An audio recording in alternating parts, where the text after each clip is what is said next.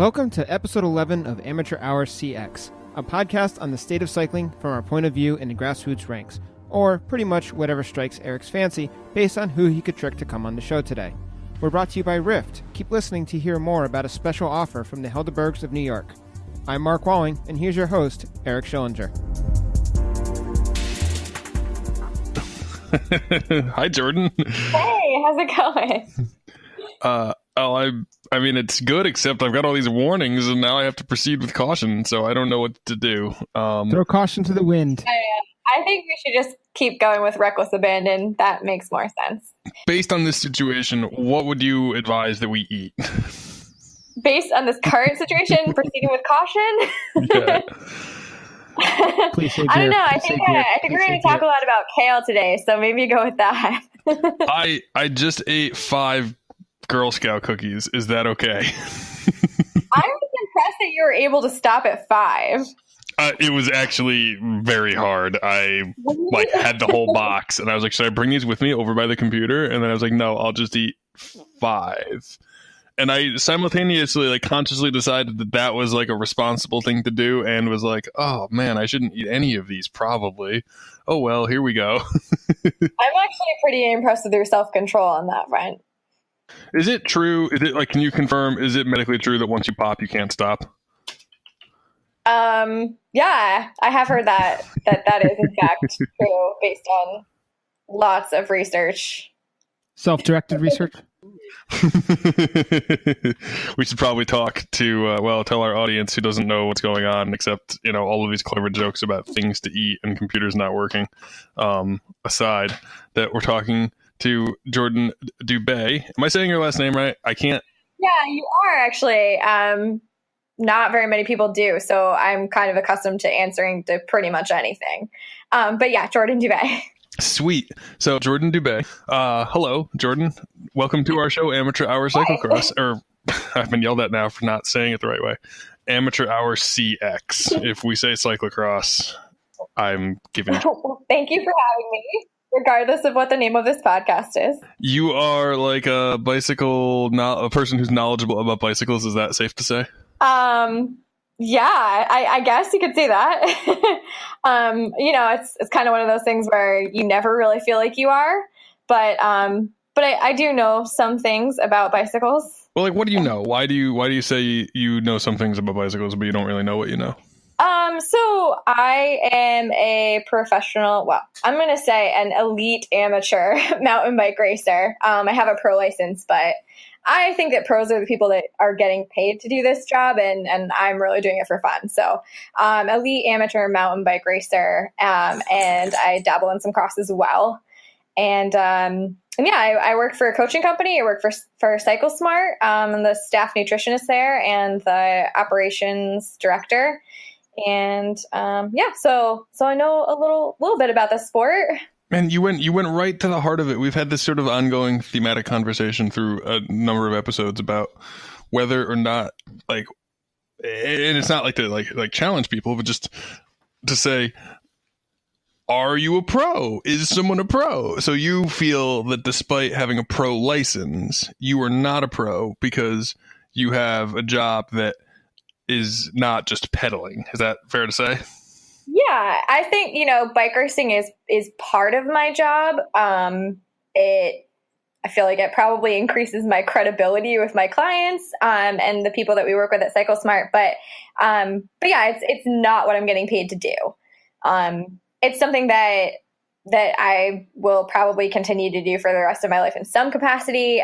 Maybe not racing, but riding. And yeah, until somebody is paying me to race my bike, if that ever happens, I'll probably still be, in my mind, an amateur, even at the elite level. So let's see. Of sort of the one of the things I think is cool about cycling is that the sort of a catch-22 about cycling is that the vertical structure of it is pretty short. So you can be a total hack amateur like myself, and then because the distance from me to Peter Sagan is not the same number of layers and levels as it would be or I should say maybe between me and Marianne Voss, it's not the same as the distance between somebody who's playing like softball at night after work and Major League Baseball players. There's so many more people and so many more layers and different things that disengage it, that the top level athletes, the elites, are really, well, I can send you an email and be like, hey, did you want to be on our podcast? And you're just like, yeah, sure. But I can't send an email to Derek Jeter and say, hey, you're retired now. You're probably not too busy. Why don't you come on our podcast? It won't work, right? Well, and I think that that's one of the really amazing things about this sport, and really especially cross and mountain bike in general, is that the people at the top are so accessible to someone just starting out, or someone who's racing in lower categories, and I think that's really important because the sport is relatively small, especially on the women's side. So any chance that I can get in front of other people and talk to people and, encourage them to keep doing what they're doing, and maybe even just set an example for them to see that not very many years ago, I was exactly where they are now. Now I'm lining up behind Annika Langvad and Kate Courtney. It's cool. It's a really cool thing. And being able to encourage young girls or other women to pursue higher levels of the sport is really important, because we need people to keep coming to race. So when did you start racing? How many years has it been since you were like, I'm not a racer? Yeah, I did my first race at all in 2012. Okay. So it hasn't been that long. My first mountain bike race was probably only four years ago. Oh, so what was your first race? So 2012 was not was not mountain biking. No, I did cross racing and some criterium and a little bit of road racing back then. And I actually had, and everyone has had this, right? This is the story that everybody tells, but I had a horrific crash in the Cat 4 field at Battenkill.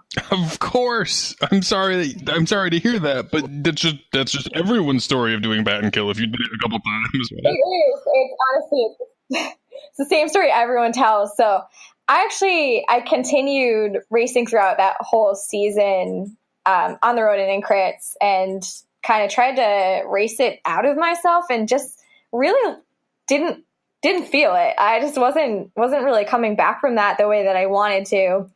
And so after that, I was like, maybe I'll just stick to cross. And then the following spring, I wanted something to do during that season, and kind of just picked up a mountain bike and started racing mountain bikes. I had no knowledge. I had fitness because I had done these other aspects of the sport. And I essentially ran 50% of courses in the beginner ranks, but I won almost every race I did, just because I was able to run faster than other people were able to ride. And you were the classic pedal really hard, but fall off a lot mountain bike racer. I didn't even fall off a lot, because I don't even think I gave myself the chance to fall off. I just got off my bike and ran. That was just the thing. Because coming from cross, that's something that you do. You get to a climb that's steep, or you get to a technical section that doesn't really work for you, and you just get off and run. So that was kind of my mentality with it. And it worked to a point. And then as I got better and started moving up through the ranks, I found out that you do, in fact, actually have to ride a mountain bike sometimes outside of races. And more than that, you have to learn how to ride technical features and rocks and roots and things like that. So at the World Cup level, it's not faster just to run. That's not true all the time. I'm not competing at the World Cup level, but I would assume that doesn't work there, because it definitely doesn't work at the level I'm at now. Safe bet. Okay, so what level are you at now? What is the elite? What is a pro license holding elite amateur racing mountain biker doing in you guys? You live outside Boston, right? Yes. So I have a UCI license for mountain bike, and I compete in the US series, which, well, it's not a series anymore, but it used to be the US Cup. And so last year I did the full US Cup series, and this year I did some of the races that were part of the Pro XC, just similar to the Pro CX. It's every UCI race in the country. Yep. How many UCI mountain bike races are in the country? I actually have no idea. Let's see. There were three earlier this year in California in April. There was one that happened, Soldiers Hollow. I didn't go to that one. There's probably a list somewhere that there's two in the middle of the country that I did not go to. And then the next one that's coming up next weekend is in Vermont at Catamount. That's, that is put on by Bicycle Express. Yep. And that one is really cool. It's one of my favorite East Coast races, actually. So I'm really looking forward to that one coming up. But each of the races has a cross country and a short track. So they end up being 2-day weekends.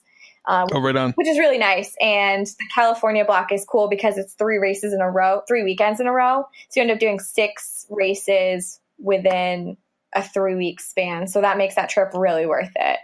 So as like a working stiff who has to actually do something during the week other than ride a bike, I mean, is it ideal that you work at Cycle Smart? Do you just tell Adam, I'm going to California for 3 weeks to be a bike racer. I'll see you in 3 weeks. It's kind of like that, but I almost don't tell him. It's kind of one of those things where I just take my computer with me, and I wake up really early when I'm there. I never really get on a West Coast schedule.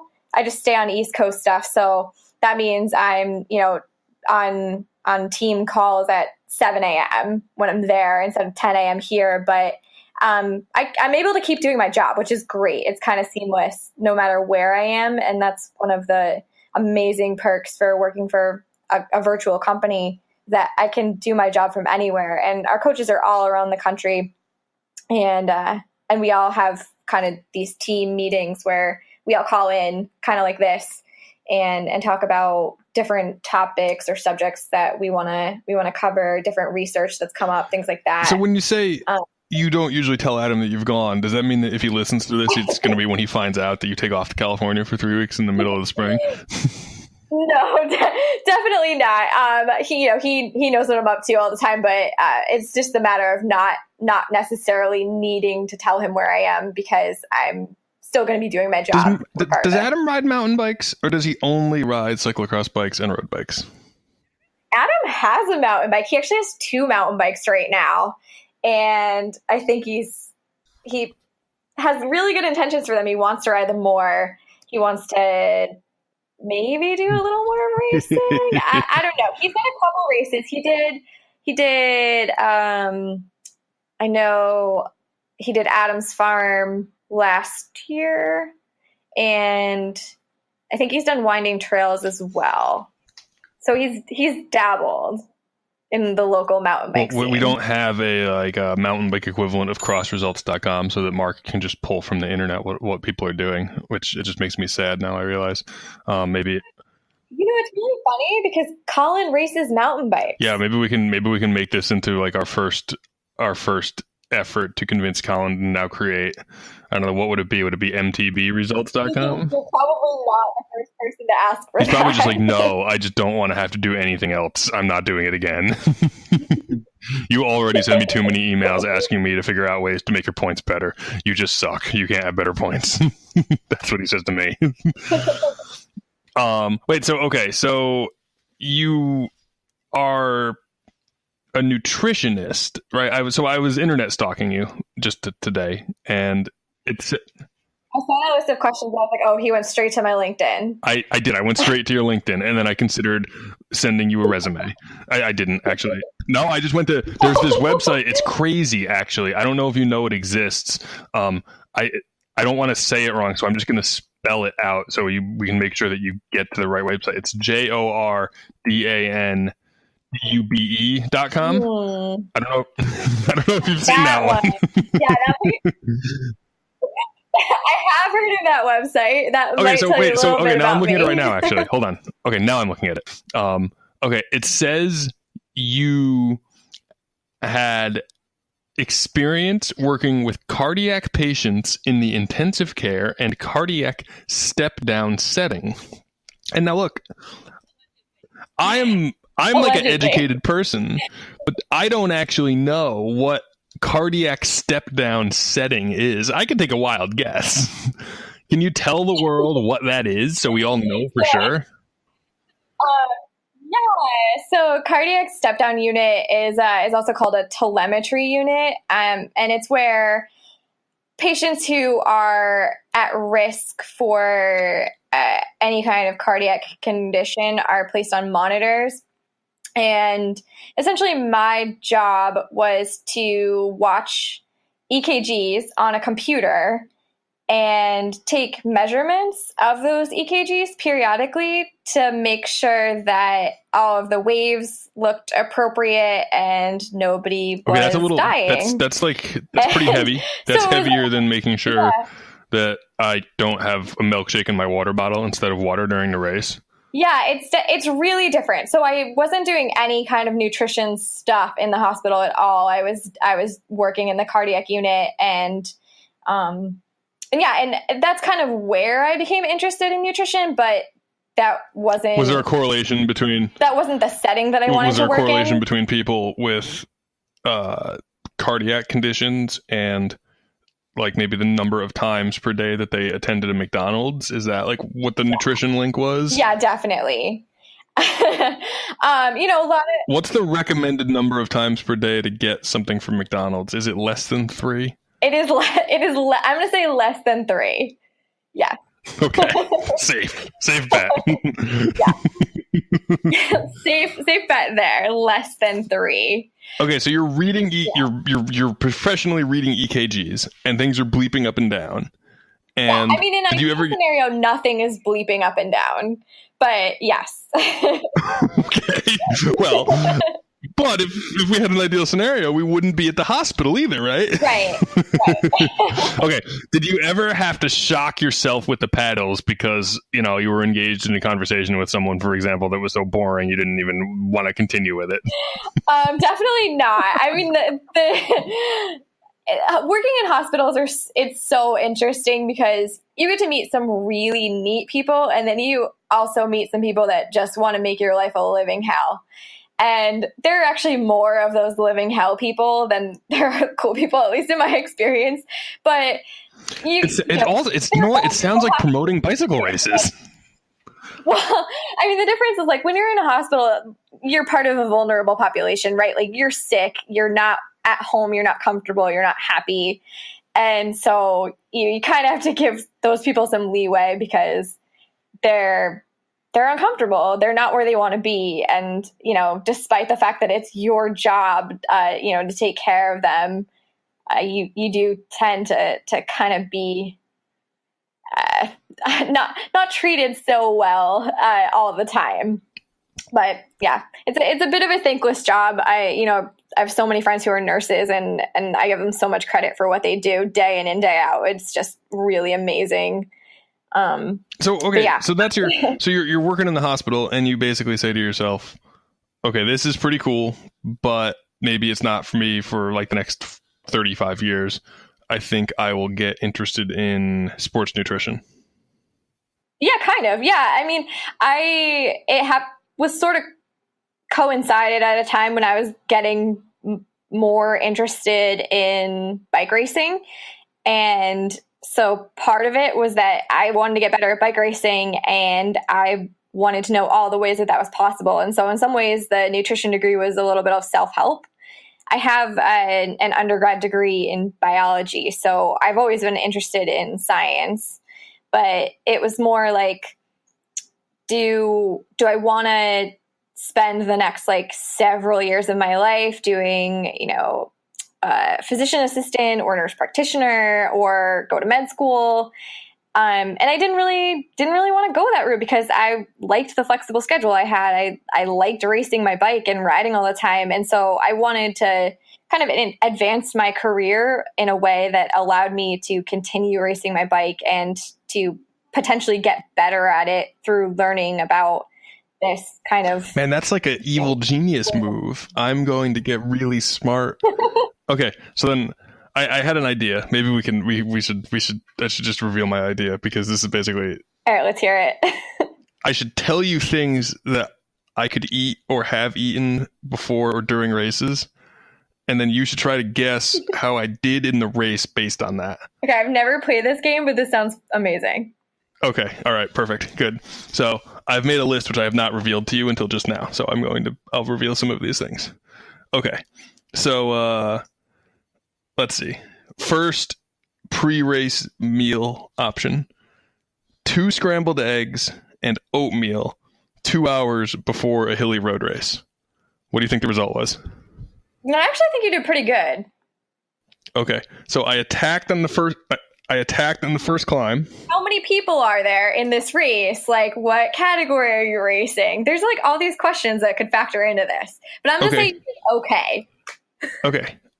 Category 4, and probably, I mean, this is actually a while ago. So a pretty full field. Like, this was before people stopped showing up at road races. So like maybe 100 people. Okay. Okay, this is what happened. I attacked on the very first climb. And then that was the talking. I got caught, and then I got dropped, and then after I rode in, my teammate at the end of the race met me in the parking lot and said, "Thanks for blocking on the climb and keeping the pace really low right out of the gate." Okay, I don't think that had anything to do with your nutrition. Okay, all right. Well then, okay, how about this? I think it had to do with being a cat 4. Possibly. Okay, right. Okay, well then let's go over the next thing I ate. Okay, salad and grilled chicken the night before a criterium. What do you think the result was? I think you probably could have used a little bit more carbs, actually, but it's a criterium, so super short. We'll assume that you were able to sit in for some of it. I'm going to say that you rolled in with the pack. Okay. Crashed out in the last turn on the last lap. Again, had nothing to do with your nutrition. Hang on. Where were you in the pack when that happened, though? Right. Were you rolling with the pack when you crashed? Yeah, up in the front. Up in the front. Like, I would have been in the sprint if I didn't crash out. Yeah. Right, perfect. I mean, I got crashed out. I got someone crashed into me and I fell off my bike. I didn't cause the crash. In this particular occasion. Okay, a bunch of barbecue and approximately 5 beers the night before a criterium. 1 off the front. Ooh. Yeah, that's tough because if you woke up feeling way worse than the criterium was going to make you feel, you could have gone pretty well. Yeah, actually, that's a good point. Is that if you feel horrible and then you do the criterium, it might actually like that part's better than just feeling horrible by yourself. Right. Okay. Do you want to guess what my result was? The criteriums are like, that's such a tough. Like, if you were like, I don't know, I think if you told me like cross race or mountain bike race or road race, I'd be able to gauge that. We'll get to those. I have a couple more examples. I don't have 100, but I have a couple more. If you're skilled at crit racing, which I, by the way, am not, but if you are, and you could sit in, it doesn't really matter as much how you feel until the very end, or preems. Okay, so I mean, do you want to say top 10? You want to say like 1? You want to say just finish in the group? I'm gonna say you got a top 10, but you're probably gonna tell me you crashed. I did. I crashed out. Okay. Someone else crashed into me. Okay, let's see. Okay, here's a cross race. Now, and this is something that you should be pretty familiar with. Getting up and having to drive to central Massachusetts at the butt crack of dawn to get to a cyclocross race somewhere in the Happy Valley. Okay, somewhere in the Happy Valley. Stopping at McDonald's on the turnpike and getting a sausage McGriddle with maple syrup infused into the McGriddle cakes. Whoa. Yeah, right? I mean, super awesome. I'm so out of touch with McDonald's that I didn't even know that was a thing. Listen, I have not gone to a McDonald's that wasn't at a rest stop in at least like 20 years. But, the only thing on the Massachusetts Turnpike while you're trying to drive to a cross race is rest stops. Or Starbucks. So you're doing this, set the stage for me. You stop at a McDonald's at, 6 a.m. maybe? Yeah, it's probably, let's see, we probably left Albany at like 5 a.m. We were driving to like I think it was the Palmer, like it was an early season, not big cross race. And our race was maybe it was probably either a Cat 3 or Cat 4 race at this point. at the crack of dawn, like 8 a.m. It wasn't like the crack of dawn 8 a.m. race. No, it was like a race at like 10 or 11 in the morning, and we'd left pretty early. I was riding with a buddy who was very OCD about getting there. So you ate at 6-ish. I'm guessing. Did you eat again? Probably a gel in the parking lot. Okay, so did you spend like 3/4 of your race in the Porto? No, but that's a good guess. That did happen to me once, actually, at the Northampton race. Okay. Okay, knowing that that's not what happened, what's your guess? I'm going to say you crashed. I did. I crashed out. Man, you were really smart. You figured something out.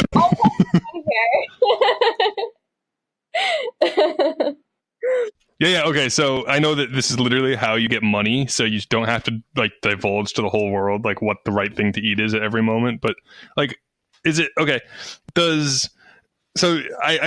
think when I said that I ate a bunch of salad and some chicken before a criterium, you said I should have probably had more carbohydrates, like I should have a big bowl of pasta. Is that, so that, like, I thought that carb loading thing was kind of like a debunked thing. That's not, like, a real thing, or it is? No, so carb loading isn't super essential, especially for a short race, like a cross race or a criterium. But what I really meant by that is that you probably should have had maybe like thrown some like brown rice or quinoa or something into that salad just to make it Okay, hold on, time out. Where the hell did quinoa come from? That wasn't even a thing until 2 years ago. In your diet, maybe? Well, like when you were 9 years old, was your mom like, okay, Jordan, finish up your quinoa or you can't go play in the yard? I was a frozen chicken nugget and French fry kid for sure. Like, it's actually kind of funny because my mom is an amazing cook, but she just never really cooked when we were kids, which is kind of funny. We always had like the standard fare, like the Kraft mac and cheese, but we always had like a vegetable, like peas or something. Like there was something like that you did not want to eat at all. These are literally the dinners that we make for my daughter now. And we make like, sometimes we make like fancy dinners. And then we're like, okay, we've made an elaborate sous vide chicken and you're going to have a microwaved chicken nuggets and peas that you don't even want us to actually heat up. You just want to eat frozen peas. So we'll let you do that. It's funny that you mentioned frozen peas because I actually spent the weekend with some friends in Vermont and their kids eat frozen peas. And that wasn't a thing that I knew kids did. But apparently that's the in thing for kids in 2018. I mean, I probably ate some really weird stuff when I was a kid. I don't remember these things. But I did not grow up eating things like quinoa and kale and beets to the Okay, so what about now? Are you the do as I say, not as I do nutrition coach, or are you like your own number one patient? And I'm going to guess the answer to that already is you're the number one patient because you revealed that you went back to school to get a degree in nutrition science to basically get better at bike racing. Yeah, so I am a pretty normal human being. So I would say 80-20, and that's kind of what I try to recommend to people. So do as I say and kind of as I do. This evening is a really good example of this. On my way home from my ride, as I was like getting ready to call in with you guys, I stopped and picked up a burrito, and then I got home and there was an ice cream truck in front of my house, and every kid in our neighborhood was like out at this ice cream truck, and I had a 5-spot in my car, and I pulled up and decided that was something I obviously had to partake in because I've never seen an ice cream truck in my neighborhood before. So yeah, now I have an ice cream in my freezer that I will probably eat after this. So that's the 20% of the time. And then the other 80% of the time, I try to eat pretty well, pretty balanced. I don't count calories or anything like that, but I also have a pretty good idea of the cost of certain foods.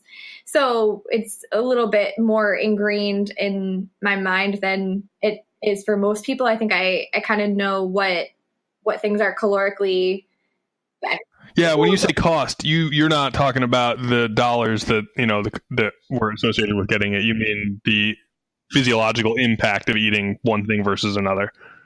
Exactly. So like the benefits, like, if I'm talking about, say, trying to get 50% carbohydrates, 30% fats, 20% proteins in my diet, I can do that pretty effectively without having to count it out or record everything that I eat.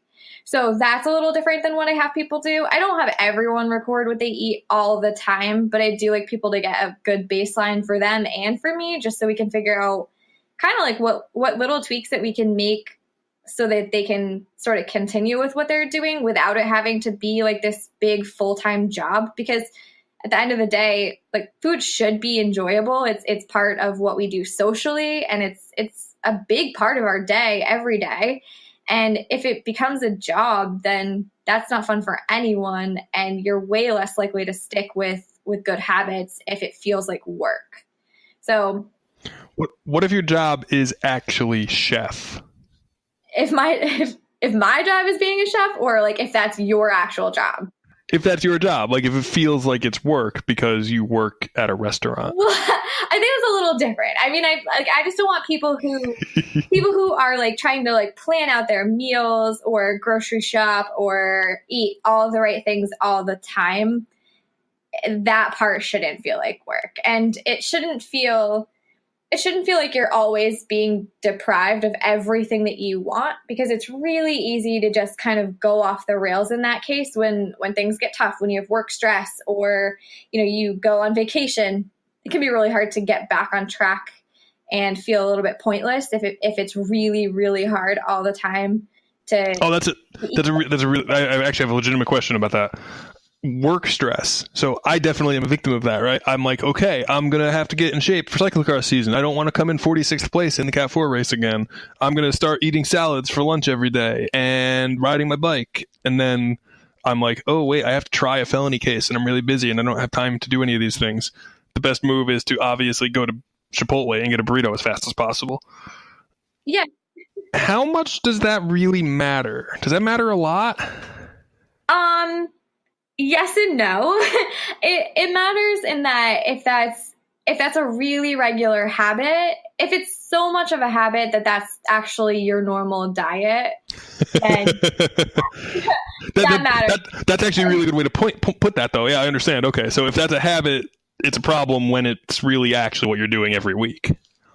Right. And, if it's a place that you're stopping once a week, or, say like after a bike race or something like that, that's not a problem. That's like, you need food. You need to eat. Like, you have to eat all the time. Like, we need food just to remain conscious. So like, it's important that, like, I'd rather have somebody go to Chipotle and get something to eat for dinner than not eat at all, or go to, McDonald's or Burger King or somewhere like that. Chipotle is a better option.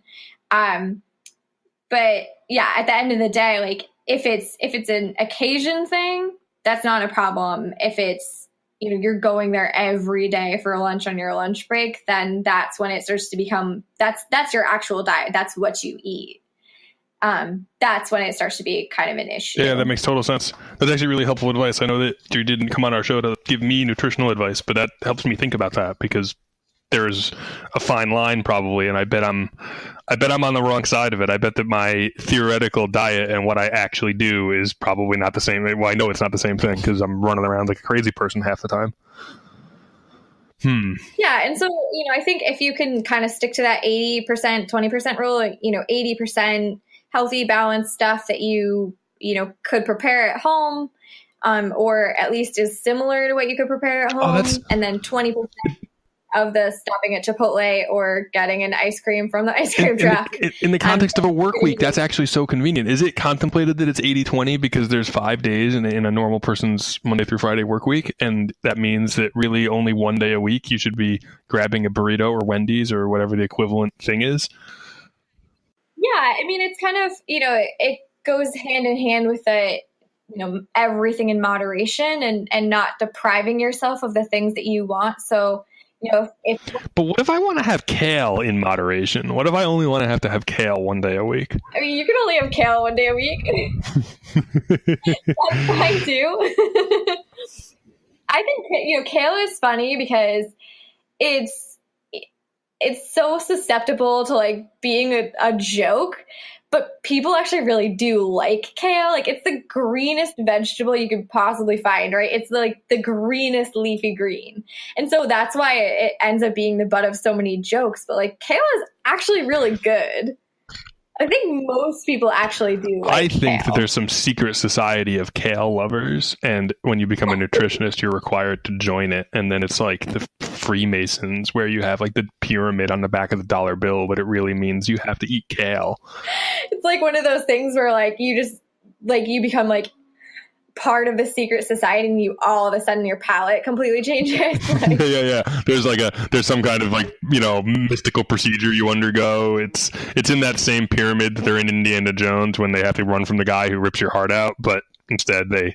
So it's like the opposite of joining a frat, where you like all of a sudden find out it's you the like health all frat. kinds of booze. Speaking of booze, before we started this show today, I asked social media what questions they would have about your about nutrition for you, and Dan Shabanov responded that he fuels himself on bacon and whiskey primarily at races. And actually I'll read you exactly what he wrote. This is verbatim what Dan said. He said, "My race day diet is eggs, bacon, home fries, toast, pre-race donuts, pizza for dinner, whiskey after dinner. Don't actually analyze that, but it's all true." So I have actually stayed at Dan's place for a couple of races, and I'm just gonna put this out there. I freaking love Dan Shabanov. Me too. He's like one of the best human beings on this earth. He's awesome. And that absolutely is 100% true. Everything on that list, I have seen him eat before, after, or during a bike race. So he's not even like, he's definitely not making that up. I also think that Dan is an extremely rare breed, and it's pretty impossible for him to like gain a single ounce of weight. Like he's just one of these like anomalies that. So he's just a freak of nature, and he's getting away with it. If he started eating kale sandwiches every day before a race, it wouldn't necessarily help because he's just where he's at. I don't think it would hurt, but he's almost like, okay, so you know when you get a new car, like a brand new car, and like however you drive it for the first 10,000 miles, like that's the fuel economy it's gonna get. He's been eating that way for so long and racing on that diet for so long that like that's what his body responds to. That if he changes that now, this is like he's not bad advice. Like people are gonna be like, "Well, I've been eating like this for years." So like, I mean, look. Here's the thing. It's not really bad advice because this is what everyone eats. I know this is going to surprise you, but everyone eats bacon and eggs and drinks whiskey and has pizza. So it's not like anyone's going to be like, "Oh, I guess I'll get rid of my 90% kale, 10% kale diet and just eat whiskey and bacon all the time." And to that, I think I would say if you have Dan Shabanov's metabolism, then power to you. So do you think with like a dietary change could Dan like win the Olympics, or is Dan where he's at because bacon is powerful? I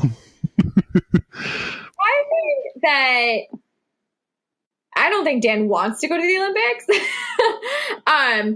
I think Dan is one of those people that he's one of those like pros or elite amateurs, or whatever he calls himself. He calls it. Actually, we talked about that when he was on the show. He also calls himself an elite amateur, and I'm like, Dan, you're like the proest person I know. How could you be an amateur? And he's like, well, because he had the same kind of reasoning to you. That he's like, look, I don't really like get paid to ride my bike. Like, really, I it's still a hobby. If I stopped working, I'd end up being homeless.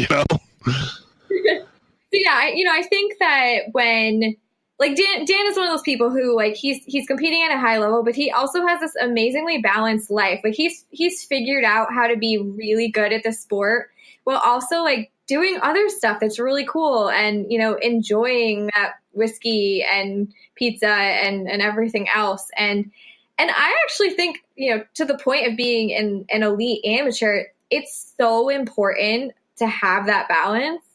And, I strive for that, but I really admire Dan's ability to kind of make that work for him.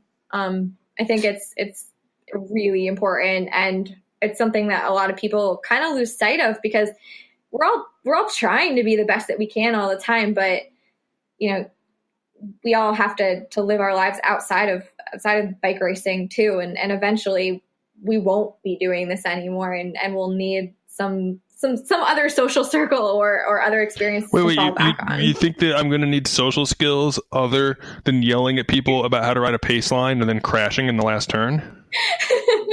I mean, that's a valuable skill to have. But yeah, I mean, one of the things that I find really important is having friends who don't ride bikes, because the times that you're not at the bike races, it gets a little quiet. True. So you know, I want to know that, you know, I like, you know, have something else to do when I'm not bike racing.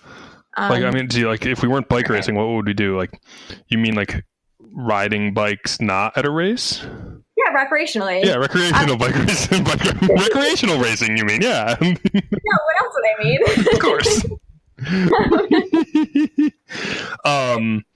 Oh man, I have some other questions. I didn't get that many questions from the internet. Do you want to know what the other dietary questions were from the internet? Sure, yeah. Is beer a good pre-race drink? I'm gonna go. Hold on. Can I make a guess answer? Can I make an answer before you can tell me how close I am to the right answer? Yeah, let's hear your expert opinion on this. Excellent pre-race drink. Yeah, you're totally right. That's exactly what I was going to say. That's what I thought, because it calms you down. You get the pre-race jitters out. It's some carb loading. There's a lot of calories in beer, actually, so it's probably just as good as drinking, you know, like a Cytomax or something, right? Do people still drink Cytomax? That's what I used to drink. No, I hope not. I really hope not. But I also... Oh, wait, hold on. Back up. So really, Cytomax, really bad? Don't drink that? You know, ultimately, there's really no reason, like, if we're talking about pre-race stuff, there's really no reason to not eat real food. And the problem with something like Cytomax is that they have tons of, like, preservatives and just, like, stuff in them that makes it really hard to digest, and they can cause all kinds of stomach problems that make it harder for you to perform well, and they slow like digestive absorption of the nutrients that you would actually get. So it negates the purpose. If you just eat real food and drink water with like electrolytes, you're going to be in good shape. So you don't really. So even in a race, in your bottle, not a good idea. Still just things like so. So, like, I got a big thing of powdered Gatorade that I sometimes throw in my bottle before I go out for a ride if I'm going for, like, a really long ride. That's a good idea or not a good idea? I actually had an argument with someone about Gatorade earlier today, so hopefully they'll listen to this and they'll be laughing about this. I'm going to make them listen to it, actually. So Gatorade is one of the worst products on the market. It gets such a wide reputation because all of these, like, professional, like, basketball and soccer LeBron and whatever drinks Gatorade. I'm going to listen to you or LeBron. Doesn't drink Gatorade. At least he probably doesn't. But he's getting paid money to say he does. If somebody wants to pay me money to say I like something, I'm probably going to take their money, right? But Gatorade has both artificial colors and artificial flavors. It has. Oh wait, we might actually be getting to the product that'll keep us from having to shave our legs. Yeah, right. Okay, so it like turns you yellow. No, but like it's just like it has all of these like terrible things in it, and then the carb ratios, like the quote unquote calories that you're getting from it are terrible for you. And they're not from like a mix of carbohydrate sources, so they're not the best products on the market for, you know, calorie or even electrolyte replenishment anyway. So if they're not the best for calorie or electrolyte replenishment, and they also have a ton of artificial colors and flavors in them, like they should just be off the table. Man. Just not what you want to have. Something that's just electrolyte based and like pretty low in calories in your bottle. There's a bunch of different options out there that are really good. You can hire me to tell you what those are. Yeah. No, you don't need to reveal that. Those are going to be better for you because you really want to be getting your electrolytes and your fluids from your bottle and your calories from food.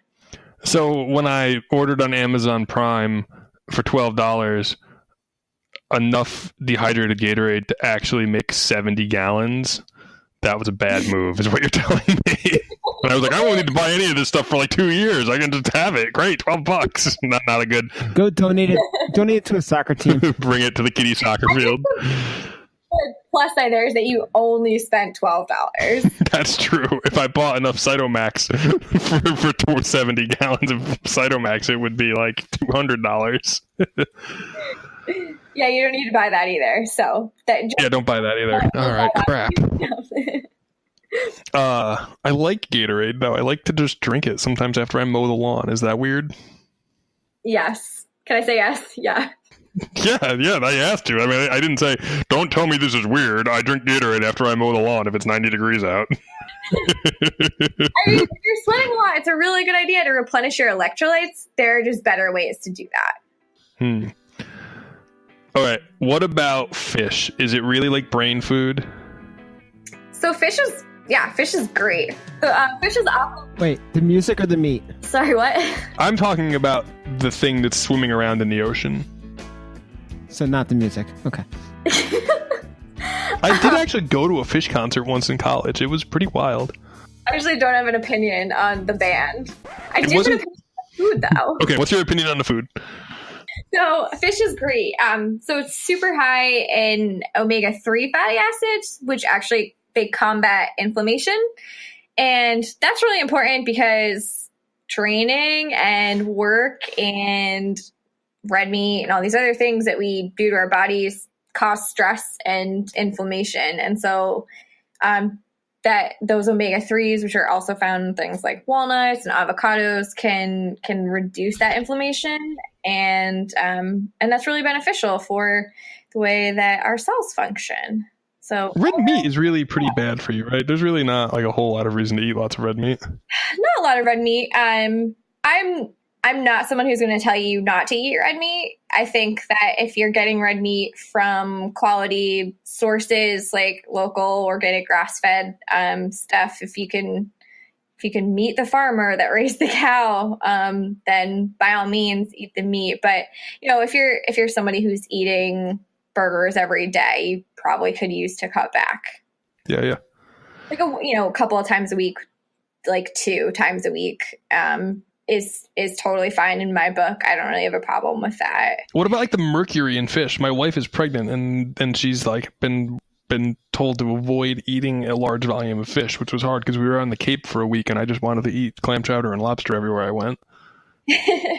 I think that's like especially high risk for fetuses, but for grown adult people, it's not really a problem as long as you're not. I mean, if you're eating fish every day, obviously your risk of consumption of high amounts of metals increases, but in general, that's really only something that pregnant women need to worry about. What about seals? They're eating fish all the time. Do they need to worry about that?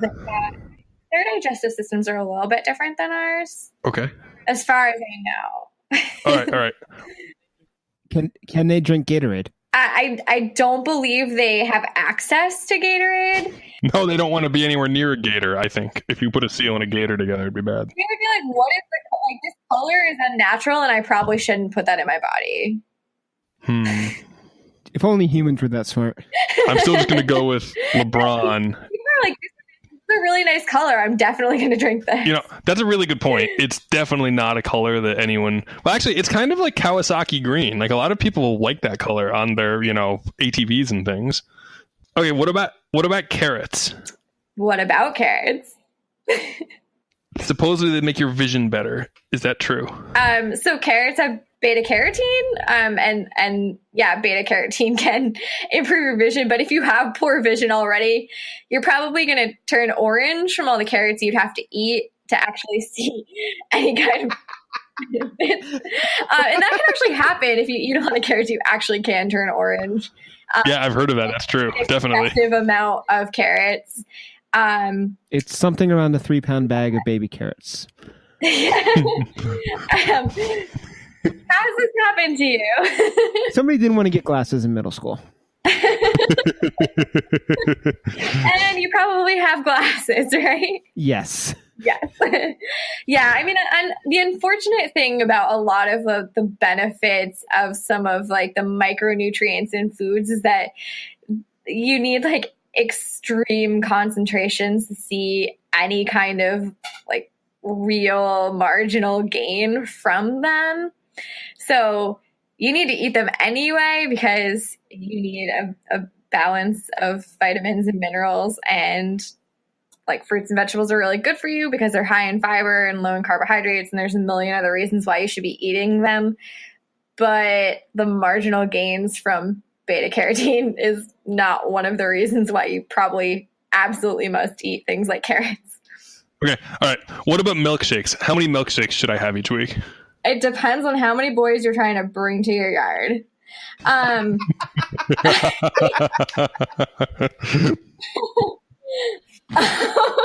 What? Damn right. No, I mean, milkshakes, like, those fall into that 20% category, right? Because they're ice cream that's melted. Yeah. Amateur Hour CX is brought to you by Rift. Find oddities and gear for you and your bike, designed in the Helderbergs of New York, serving the seasonal road riders, the scrub zone, and the general public. Get 10% off your order at rift.bike using coupon code AHCX10. That's RIFT.BIKE with coupon code AHCX and the number 10. We thank them for their support.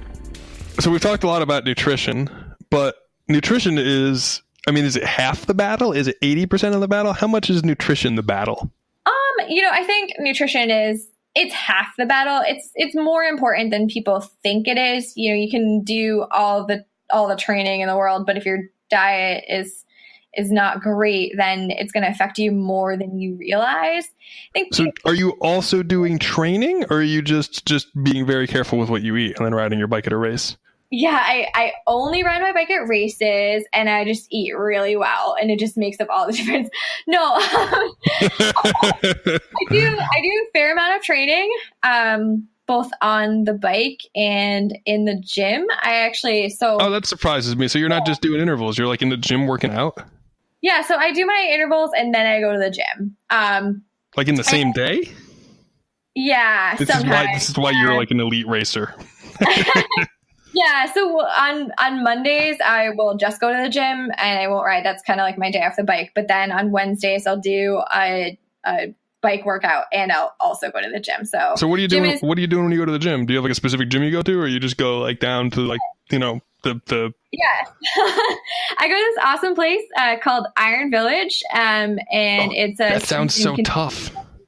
It does. Yeah. It's like me and a bunch of first responders. That's actually true. No, a lot of the people that go to my gym are EMTs or firefighters or police. And it's really cool because everybody's super chill and, everybody's there for the same reason, like different reasons because we're all training for different things, but everyone's there to like get better at what they do. And so for some people, that's their job. And then for other people like me, it's their sport. So there are people who run marathons who go there. There are people who do Spartan races. There are people who climb mountains. And then there's me. And then there's bike racer. Yeah. And so it's cool because it's strength and conditioning. And we have a trainer. And each week there's we will do just like periodization, just like you do with training on the bike. So it'll be 6-week sessions that build off of the previous week. And there's a mix of lifting and cardio type stuff. And sometimes I do something different because the workout won't be specific to what I'm doing. But in general, I end up training with several other people who are working pretty hard.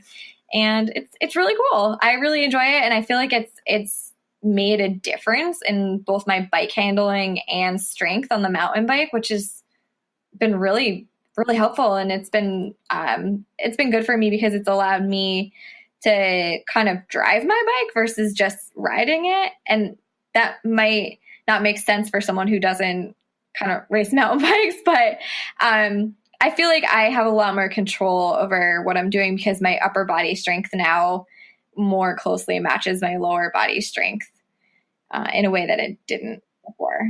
I think that's an overlooked thing. I think people skip out on when you're a cyclist and a racer.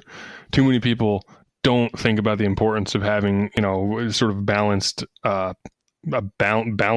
strength throughout their body. I agree with you. Everything you're saying. You got to be able to actually grab the handlebars and pull on them. And if you can't, then you're going to find that eventually you sort of hit a cap of what you're able to do. And someone who can actually pull on the handlebars and drive the bike is going to, whether you're talking about cross or whether you're talking about mountain bike racing or even in road racing, if you think about what you're doing in a sprint in a criterium, with your hands in the drops, pulling on them, if you're not pulling on the hands and pulling on the bars in a sprint, you're not really sprinting, Yeah. And I think one of people's fears, especially like female athletes or women in general and going to a gym, is that they're afraid they're going to gain weight if they start lifting. But I can attest to that, like, not happening. I think, if you're doing the endurance work, if you're doing the bike training, then everything you do in the gym is just helping build that strength and power, without any of that, like, real, like, hypertrophy happening. So you can get strong without getting big. And it's so important for being able to handle your bike. It's good advice, and people should take it seriously. If they're at all serious about racing, get in the gym and start lifting some weights. Talk to somebody who knows what they're doing first, but go and do it. I agree with you 100%. Yeah, I definitely recommend working with a trainer.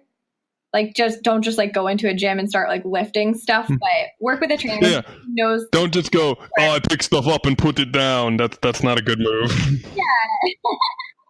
And work with somebody who knows what you do outside of the gym. I think that's really important too. Like, they need to know what you're doing when you're not there, because it needs to all fit together. When I say get into the gym and start working out right away, what I mean is follow your doctor's advice and work with a professional who can help include your training off the bike and on the bike together to best outfit your performance. Perhaps a way to do that would be to contact cyclesmart.com. That would be a good start. So we've been talking a lot about jokes about nutrition. I'm sorry to make you go through that. And a lot about your coaching services and CycleSmart, but really number one is you're a racer, right? You're not just out there telling other people what to do. You're out there pushing the pedals. Yeah, I race bikes sometimes. When is the next time that you'll be racing a bike?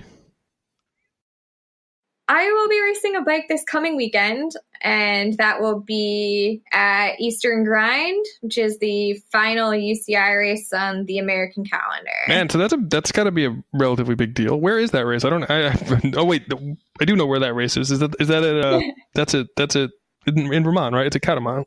Yeah, it's at Catamount. It's not on the same side as the cross race that I'm sure you're familiar with. Yeah, I was just going to say that. Is it in the same spot as the cross race? But no, it's not. Yeah, it's not.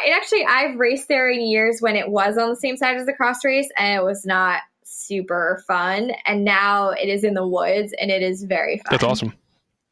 Yeah, it's one of my favorite courses all year, actually. So you didn't mention, do you have like, you're not just a crazy person showing up at bike races wearing a t-shirt and jorts, are you? Depends on the day. But hey, look, no, this episode, I don't want anyone to get the wrong idea. Jorts are great. You should wear jorts to a bike race if you want to. You be you. I usually wear the jorts to the bike race, but then change into my kit.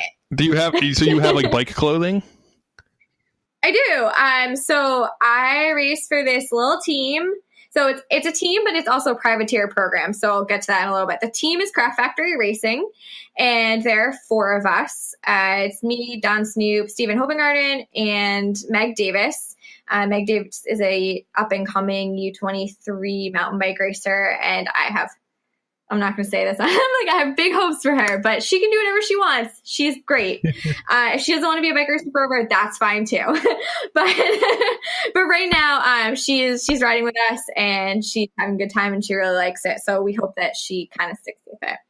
But yeah. And then the privateer part of my program is that I have some of my own individual sponsors that the team doesn't have. Oh, really? So do you get like, okay, so in my internet stalking of you, I noticed that you had an RS1 on your bike. I do have an RS1 on my bike. First of all, is that super sick? Is it worth like the crazy amount of money that they cost? Yes, I think so. Wow. Wow. I like it because it's a pretty stiff fork. And so one of the benefits of it, I find, is that it makes the full suspension feel a lot like a hardtail when you're climbing. And my fork is also a brain fork. It's on a specialized S-Works Epic. So it's kind of the whole package where like the bike is just amazing. So the fork is amazing in relation to everything else. But it really makes climbing easy on a bike in the way that a full suspension maybe shouldn't be that easy to ride uphill all the time. And so I really enjoy it. I got a hardtail this year and it didn't come with an RS1. And the first thing I did was put an RS1 on it because I wanted both of my bikes to feel. I got a used RS1, a takeoff on Facebook Marketplace. Man, so I feel bad for the person who decided to take off their RS1. Yeah, so somebody took it off, like barely used it. It was like somebody in Florida, so it never really even saw any rocks or roots, and it didn't have any marks on it at all. It was in perfect condition. So I just threw that on my hardtail, and now the front end is like the same on both of those bikes, and they feel really similar, which is it's really nice for going back and forth between the two builds. I think that's probably as glowing of a recommendation for a high-end product like that as you could have, is that you have one on one bike. When you got a new bike with a different fork, you actually bought an RS1 just so that they would match. That's awesome. I get, this is weird. Like why I'm so interested in this, I don't know. I'm really into the idea that the technology actually is really good, because there's so much stuff that's just hype. So when you see these things and you don't get a chance to ride it yourself and they're out there and then you're like, oh, is it really actually good? Like I had a lefty I had a Cannondale Flash 29er. It was my last like cross country race bike, and the lefty was super, super sick. But everybody thinks the lefty is just stupid till you get a chance to ride it. So I'm kind of happy that it falls into that category. I like it when things like that work. See, I'm one of those people whose like brain can't get wrapped around the lefty. Like I appreciate symmetry in a bike, and so for me, like looking at it, it's just like I'm not. I don't know. I can't, like, my brain doesn't like it, but the RS1, I can definitely get behind that. Everybody who is like against the lefties says that, and it's really like I don't have anything against how they ride or anything like that. It's just the aesthetics of it that are needed to get into. I think it looks awesome, but that's why this is a subjective. This is why it's a subjective conversation as to whether it's cool or not. Yeah. So you have a privateer program. You have other sponsors, not just Craft Factory Racing. I have some really amazing sponsors. Actually, the first one I want to mention is my local shop. They help me out so much, way more than they should. One of my favorite things this summer actually is I jumped into the Beverly Downtown Crit on a brand new bike that they helped me get, a brand new road bike. And you have one of those color changing road bikes, don't you? Yes, I have it. I do. I have the Torch Edition S-Works Amira. It is the most beautiful road bike that I think anyone has ever owned, but especially that I have ever owned. It's my first bike with electronic shifting too, so that's really cool. But anyway, so the shop helps me get this bike, and what shop is it? It's Central Cycle in Beverly, Mass. So they're right on the crit course. And essentially I get this bike, and then 2 weeks later, I've ridden it like one time. I haven't done a crit in 4 years, but I decided there's a crit in front of my local shop, and I just got this cool new bike, and I want to ride it in front of my shop. And it was, my recommendation, if you haven't done a crit in 4 years, don't jump into like a pro level criterium middle of like New England Crit Week that has 6 corners or however many there are. Don't do that. But the plus side of it was that it was so cool racing in front of like my hometown crowd. And there were like everybody from the shop was just out on the street cheering for me. And there were like kids from like the local bike club that I helped coach that were like out there too. And it was just like one of the coolest experiences getting to race in front of my shop. And I had a terrible race, but I had so much fun and it felt so good to be able to represent them that way. And it was really fun too, because like Pedro's is another one of my sponsors and they were doing the pit for like, you know, neutral support, and Pete from Mad Alchemy was there. He's another one of my sponsors that like does a lot for me and helps me out.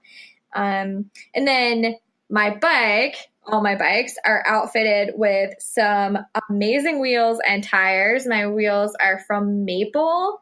Yeah, can you tell everybody about Maple? I see those wheels around and they always look pretty cool to me, but I don't know about them. They're amazing. So they are carbon custom builds, and the ones that I have on my mountain bike are the XCMs, which is the marathon edition, and they're pretty wide. So they're perfect for cross country mountain bike. They make for a large contact patch on the tire. Like they're amazing. They run perfectly for tubeless.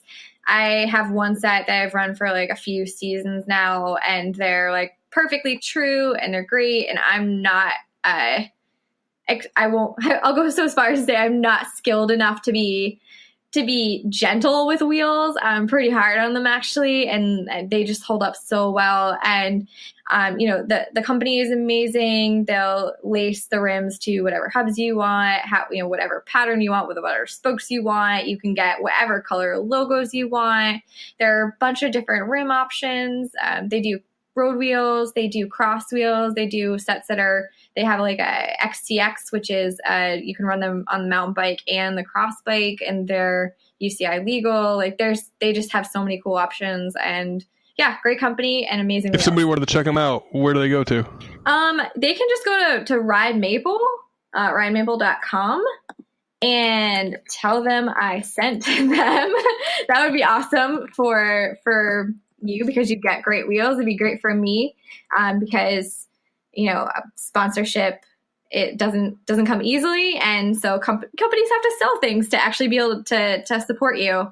And so anytime that I can send people in the direction of any of my supporters, I like to be able to do that.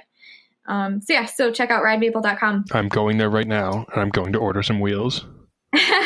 Well, after you get those wheels, you should probably check out Vittoria for their tires. I will need some tires after I get these wheels. You're probably right. You need some tires. And Vittoria is definitely the place to go. And I love Vittoria so much because their product is amazing. And I'm really lucky because I get to do a fair amount of prototype testing, which is really cool. It's a really awesome experience. And, being able to play a role in how the tires kind of develop is really neat. And it's great to have the support of the company and know that you're kind of a valuable asset to them. What goes into prototype testing? Like they send you some tires and then you're like, actually, I don't think this tread pattern works. Make it more like triangles. So I'm not really, I don't know much about tread pattern design, so I let Ken Avery handle that. But one of the really, cool things that we've been getting to test this year has been different sidewall options and, different kind of like I think they're, testing different content in the sidewall. So they have graphene in their tires now, which is proprietary. It's like a really cool feature that it's super light, but it also allows the tires to be really puncture resistant, which is really important. You need a tire that's not going to flat, but also... Yeah, and I mean, if you cut the sidewall, all the sealant in the world isn't going to probably make it work, right? Right. Yeah, so it's been neat. It's been neat being able to test out like the different compounds and the different sidewalls and the tan sidewalls. Those are really cool and really big hit. I have a couple sets of those, which I'm very, very happy with. And when did that become like the coolest thing in the world? Because I remember having tan sidewalls on like my mountain bike in like 1995 and like getting new tires. When I needed new tires, making a point to get black tires, and then all of a sudden retro hit, right? I think a couple of years ago when Nino was running Dugas, I think that kind of brought it back. But they just look so cool.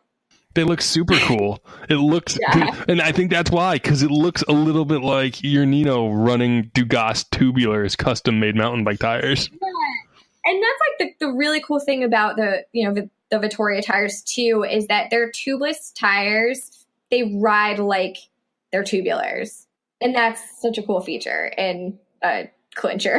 This is a thing that people don't think about, because even I joked about the tread pattern, right? And the tread pattern, I think I'm not like an engineer at all, and I don't really know that much about tires, but the tread pattern is only maybe, I don't think it's even half of it. I think the tread pattern is like a quarter of the importance. You're absolutely right. It's all the compound stuff. It's everything they're putting into the sidewall and what the rubber's made out of. That dictates what the tire feels like, So I don't know how to design a tread pattern, but I do know my favorite tread patterns. I love running their Barzo in the front and a Mezcal in the rear. And my favorite tire width is the 2.25. I feel like they're versatile enough that you can ride them on trails like on a regular basis, but they're also not so wide that you can't race them.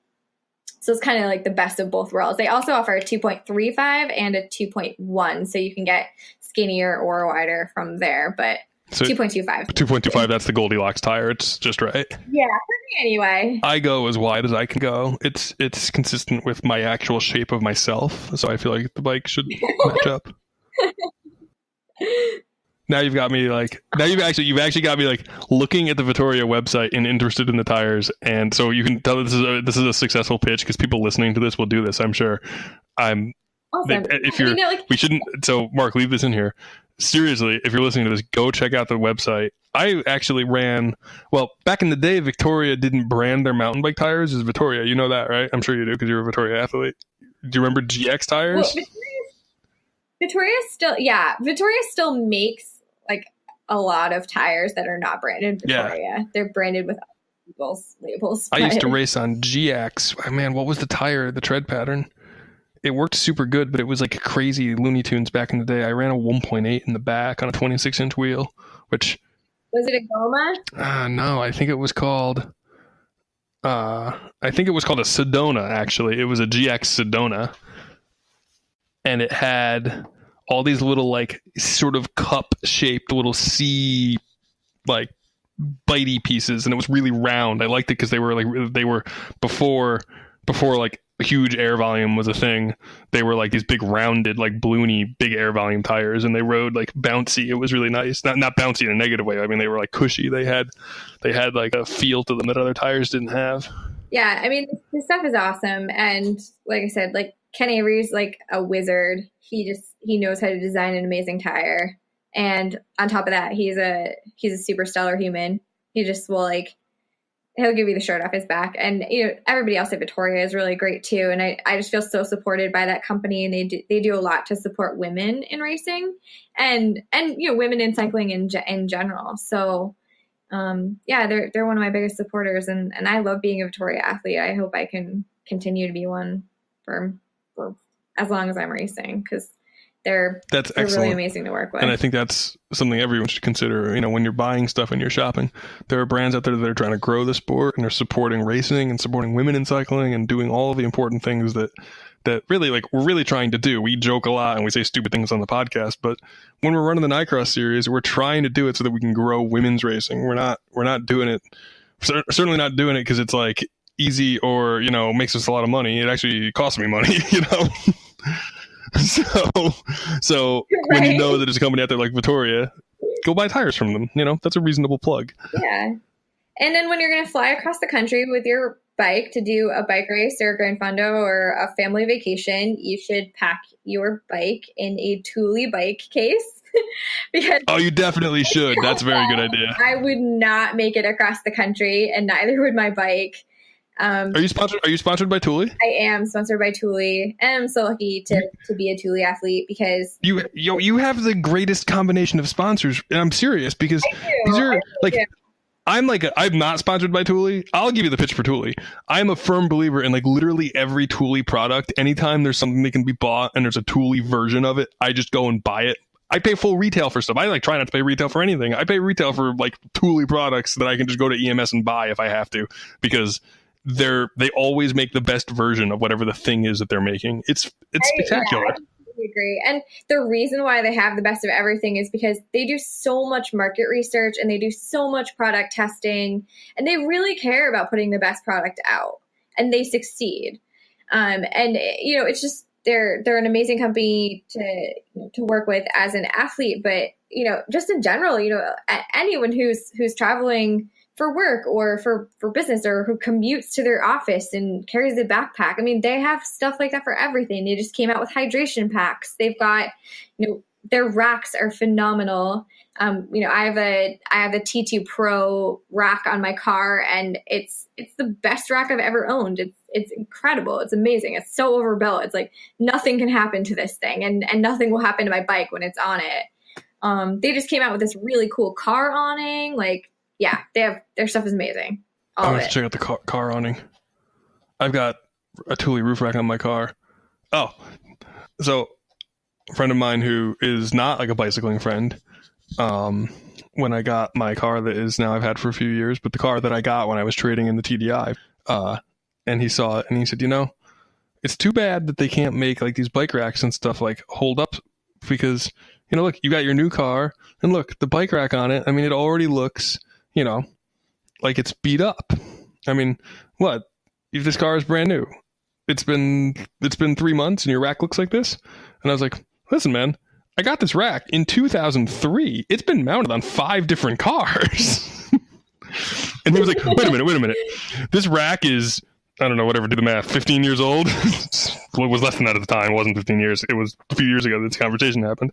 And then it immediately flipped. He was like totally shocked that this Thule rack that was on my new BMW was, a 15-year-old rack and like looked generally appropriate. He was like, oh, it looks like it's like, not necessarily brand new. And he thought that I'd bought it and like put it on the car when I bought the car.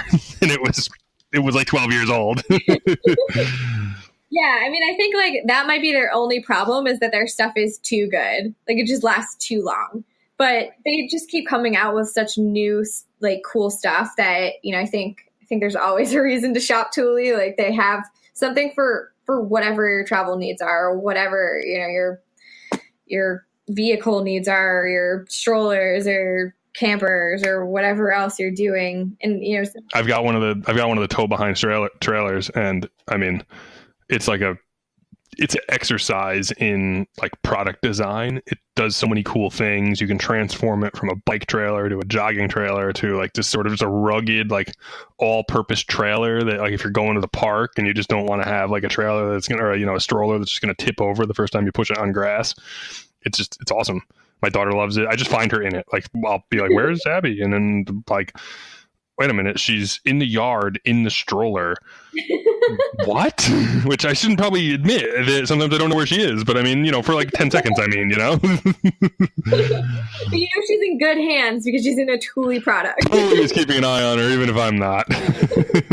Exactly. All right, and then I have one more amazing sponsor too that I want to talk about, Yoga Design Lab. They're this super cool company. They make amazing mats they're essentially a yoga towel that is fused to a rubber mat. They're really cool because they're machine washable, and they come in all these amazing prints, and the quality is phenomenal. They do stuff all over the world. They like teach these yoga clinics all over the world, like Bali, South America, other like places in Africa. Like they just travel all over the place and like do really cool things, and they empower women in yoga, and they have all kinds of really amazing products, and their product line changes seasonally. So you can always get like the latest mat design, which is really cool.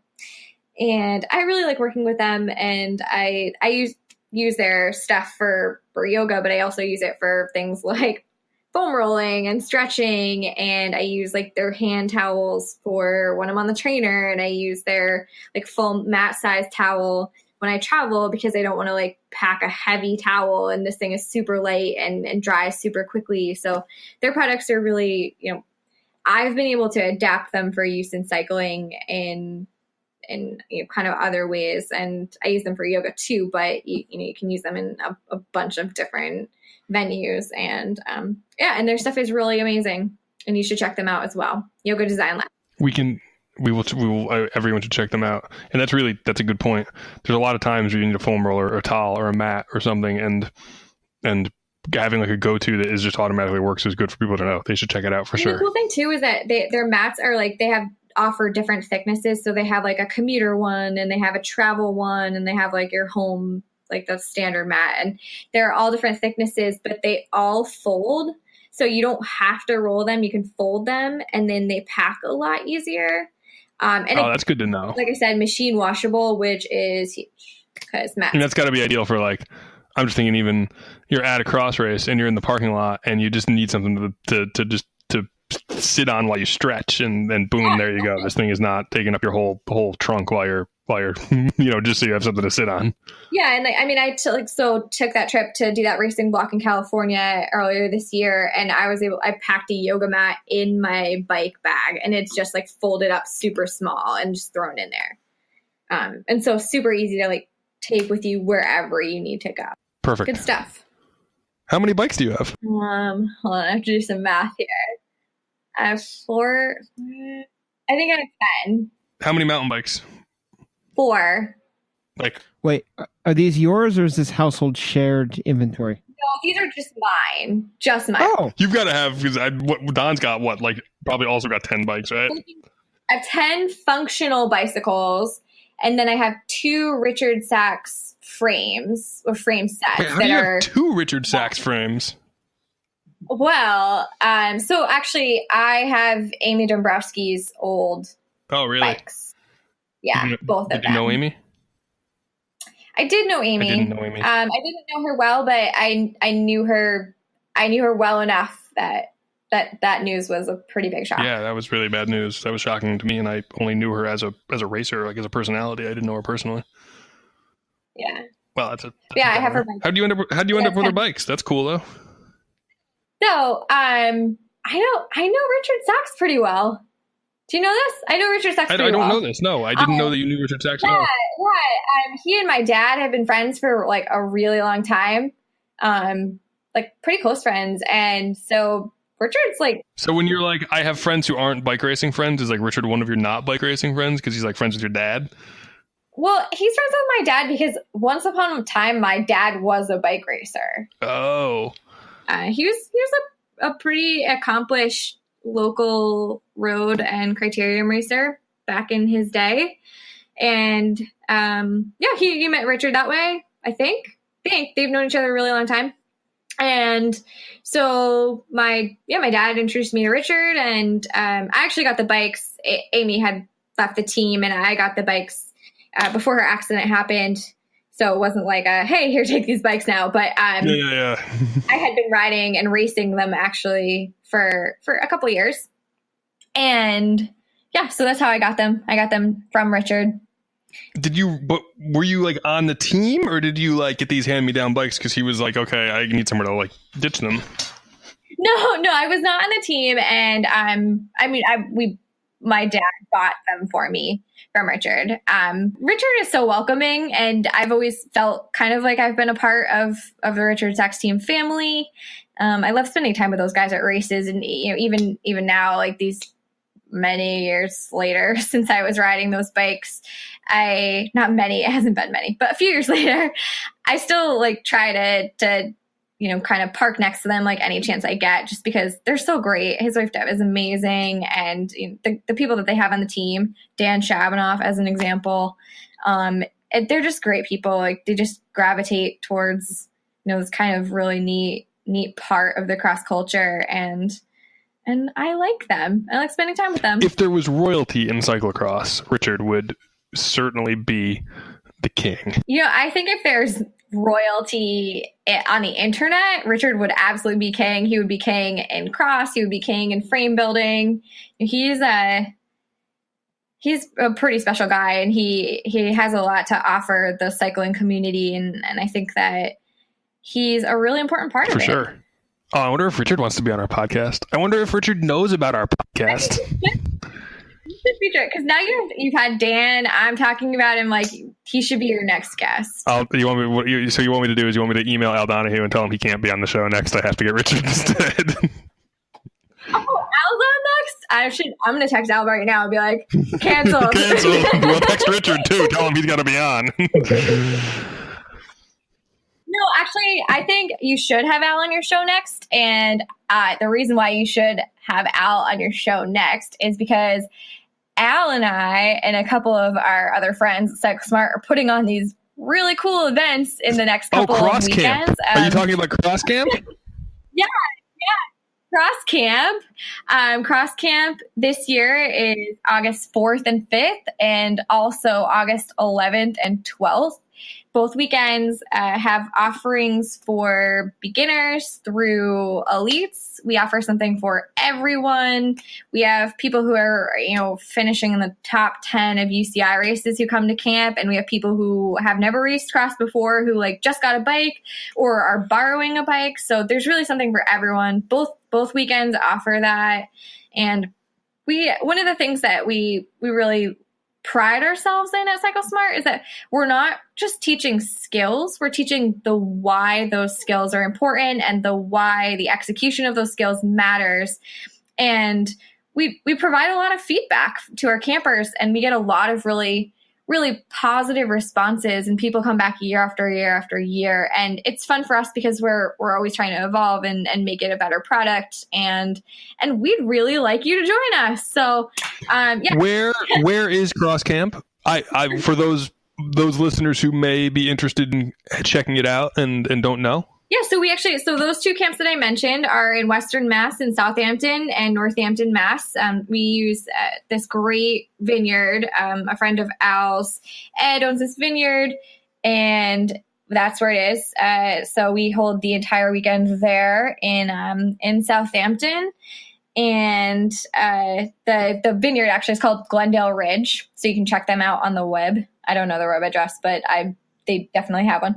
And it's a great place. And if you want to find out more about camp, you can visit www.cycle-smart.com and go to the events page. And you can also register from that page. If people wanted to register, they should hop on doing that because there's only a limited number of spots, right? It's probably filling up at this point. Yeah, so there are a limited number of spots, and both camps are filling pretty quickly. So if you wanna get in on the Cycle Smart cyclocross expertise, then those are your best options for that. And we also offer a couple of other camps.